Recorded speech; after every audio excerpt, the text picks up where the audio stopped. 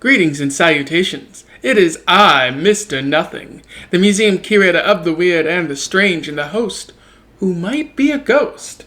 Welcome back to Around the Weird, a booktube channel where I talk about all the unusual and out of the ordinary literature that I have found in my travels. Today, I wanted to talk about a short story that I read because it is Short Story Tuesday, a wonderful day out of the week where I can talk about all the short form literature, the interesting and weird, sometimes spooky, sometimes thoughtful, thought-provoking. Always fun to take a break from reading, poetry on Poetry Thursdays and like longer form novels to examine the short form literature that does something different from time to time. So so it is Ocpoeber. So I wanted to talk about a Poe short story that deals with mysterious cats and murder. I am referring to The Black Cat by Edgar Allan Poe. I read this online, and I will post a link to it in the description so that you can find it and we can talk about it because it is in the public domain. So I talked a bit about Poe in the video I made for The Mask of the Red Death, which you can find in the in my list of videos. Very relevant to be talking about The Mask of the Red Death. The wealthy, trying to block themselves off from the rest of the world and avoid a deadly plague, and the wealthy end up getting it themselves. Poe's kind of very smart in that aspect. But Poe wrote a number of short stories that all seem to have a common theme of murder and darkness and what lies in the human soul. And it's part of the reason I like Poe so much, because all of his stories are very simple in a lot of ways. That's not a knock at him or anything. That's like he wrote very simply, and he said, this is the story I want to tell, and it's very accessible to a lot of people. Like, The Telltale Heart is about, a man committing a murder and then feeling immense guilt about it and, like, being kind of haunted by that guilt. And I feel like that's similar to what we'll find in The Black Cat today. So without further ado, I'll do some summary, do an analysis, and we will move on from there. So The Black Cat starts with the narrator kind of recalling the events of his various weird experiences with multiple cats. The narrator notes that in his youth, he was docile and empathetic. Like, he enjoyed being around people, and he was a pleasurable guy to know.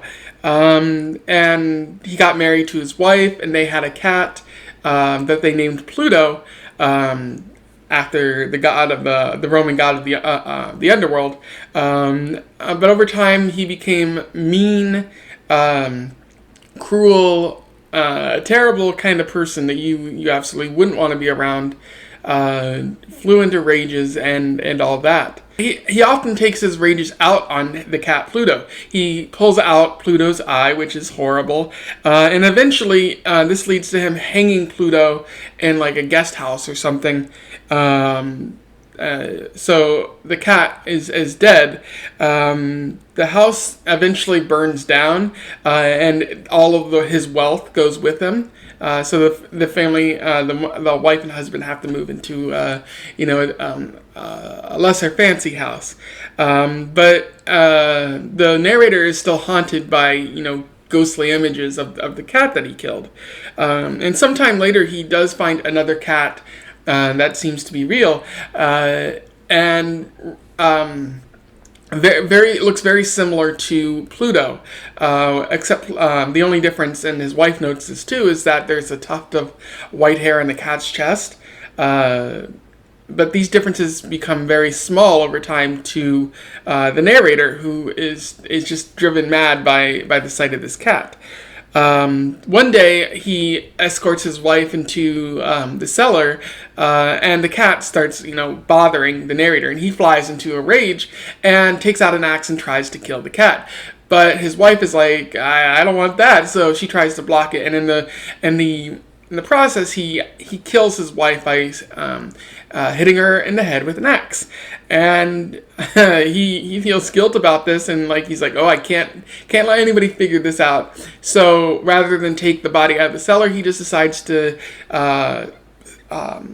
brick her into a specific area of the cellar, and just leave her to be there for all eternity.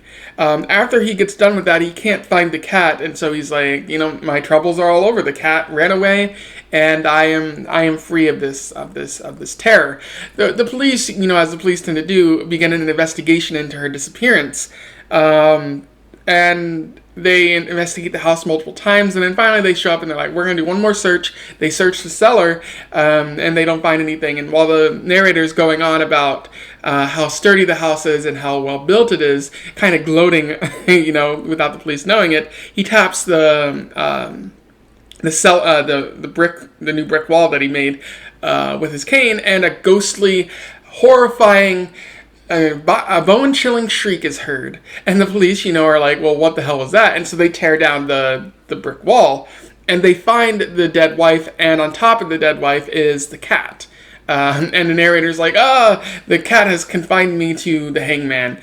And so the story ends there with the narrator kind of ruining the cat a little more, and the cat ultimately being his comeuppance. So in terms of analysis, there are a few things that I would like to note about this wonderful, spooky, very creepy and kind of gross short story. The first is that the cat kind of represents the failings of this narrator person, dude, man. He's like, I think every time the man sees the cat, he sees his own personal failings, his moral failings. Like, he has made a lot of money through whatever means, but he doesn't seem to be of the utmost character inside. And so seeing the cat, and after he takes out the cat's eye, he's only reminded of his rage and how he's gone from a good person that everyone can say is agreeable to like a terrible, heinous person who flies into rages. And his first response is to kill the cat. And then when another version of Pluto shows up later, he ends up trying to kill it again, and the result is his wife dies.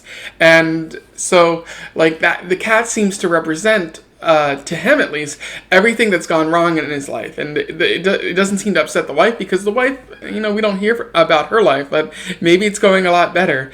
And so I do like how Poe kind of puts that, like, underneath the layers of everything, and you can kind of see why the man doesn't like this cat as much as everyone else who encounters it. Another thing I noticed is how Poe uses the name Pluto, and it's something that Poe does a lot. I remember in The Raven, he describes the Plutonian shore when he's describing where the narrator in that poem lives, and it would make sense that Poe would talk about Pluto, the Roman god of the underworld, because the underworld is very dark.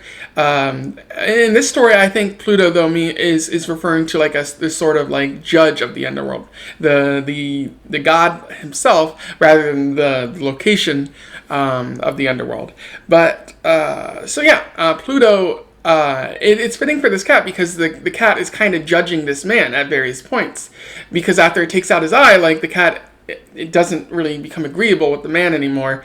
And the cat, after he kills the cat, like, various phantasms follow him all around, and seemingly reminding him of the terrible deed he commit, possibly as a way to get him to admit that what he did. And then when the police tear down the bricks, they find the cat on top of the dead wife.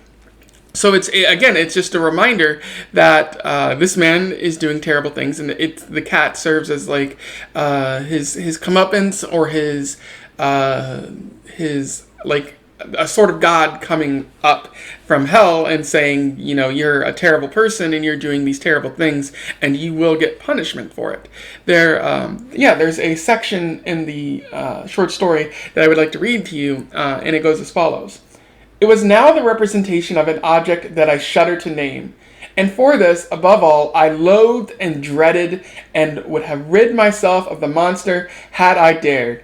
It was now, I say, the image of of a ghastly thing, of the gallows, of the mournful and terrible engine of horror and crime, of agony and death. So what you're getting there is like how the cat represents, his coming end, his the culmination of all his terrible things in life coming back to him to provide some sense of justice for his terrible behavior. So yeah, what you get there is like him being reminded of his bad behavior, and he doesn't like it one bit. Like I wouldn't, I wouldn't like it either. And then the last thing I want to point out is how Poe kind of ends the story with the ghastly wail coming from behind the new bricked up cellar place, and the police are able to find the dead body. But again, who's making that sound? It certainly isn't the cat. That's not a sound that cats make, and it certainly isn't the wife because she's dead.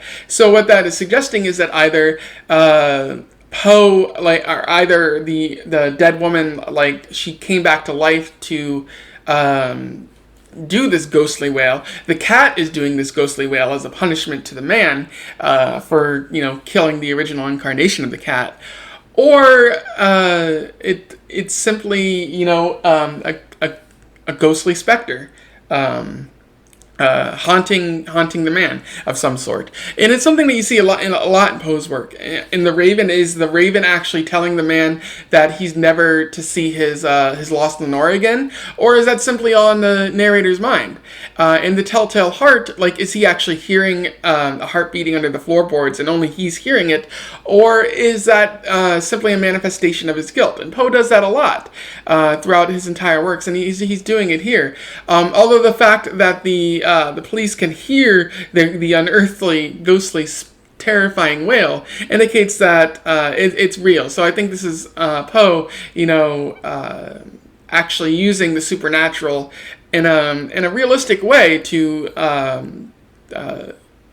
deliver justice to this man. So a little bit more easy to see rather than up to the reader at this point.